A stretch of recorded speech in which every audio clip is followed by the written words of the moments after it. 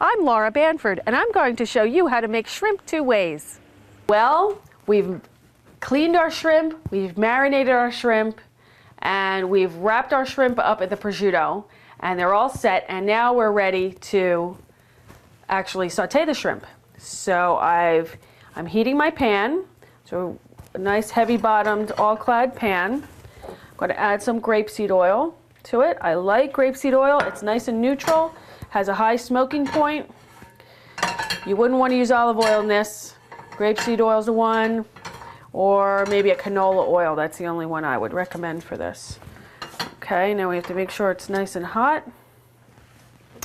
And we're going to lay our shrimp into the pan. You can hear a sizzle. That means the pan was ready.